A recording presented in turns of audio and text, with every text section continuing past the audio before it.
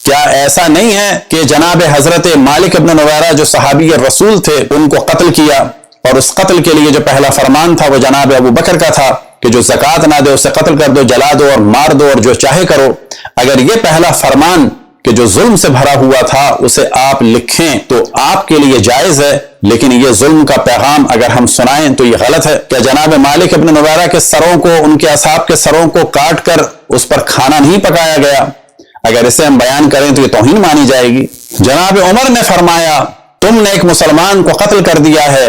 اور پھر اس کی بیوی پر قبضہ کر لیا، بے خدا میں تم کو سنسار کروں گا۔ یعنی جناب عمر فرما رہے ہیں کہ تم نے ایک مسلمان کو قتل کیا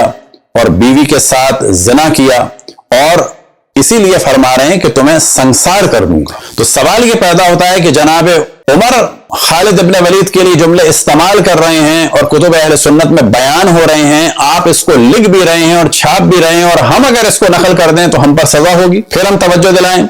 کہ یہاں پر لفظ توہین کلیئر ہونا چاہیے، اور اس سے پہلے کہ یہ قانون نافذ ہو، تمام وہ کتابیں اہل سنت کی جن میں رسول اللہ صلی اللہ علیہ وسلم کی اور خداوند تبارک و تعالیٰ کی سب سے پہلے توہین ہے، ان پر بین لگنا چاہیے، انہیں ختم کرنا چاہیے، ان کو مدرسوں سے نکالنا چاہیے، انٹرنیٹ سے ہٹانا چاہیے، ان کے اصل کتاب پر اور ان کے ترجموں پر پابندی لگنی چاہیے، جو ویب سائٹ پاکستان سے چل رہی ہیں ان سب کو بلاک کرنا چاہیے۔ اب یہاں پر توجہ دلائیں کہ جو فرانس کا شور ہو رہا ہے کہ توہین رسالت ہو رہی ہے، فرانس 1% توہین رسالت نہیں کر رہا، توہین رسالت کتب اہل سنت میں ہے۔ ڈریں اس وقت سے کہ آپ کی احادیث لکھ کر وہ توہین کریں۔ مثال کے طور پر آپ کے یہاں رسول اللہ صلی اللہ علیہ وسلم پر خودکشی کی نسبت دی گئی ہے کہ معاذ اللہ انہوں نے کئی دفعہ یہ کوشش کی، اگر فرانس والے کیریکیچر بنا دیں اور بخاری کا حوالہ لکھ دیں تو پھر خادم رضوی اور ان کے جیسوں سے پوچھا جائے کہ آپ فرانس والوں پر ایٹم بم گرائیں گے یا اپنی کتابوں کو نابود کریں پہلے آپ۔ اب یہاں پر ہم ان غیر مسلموں کو کہ جو حقائق کو نہیں جانتے اور وہ سادہ مسلمان جو حقائق کو نہیں جانتے، ہم توجہ دلائیں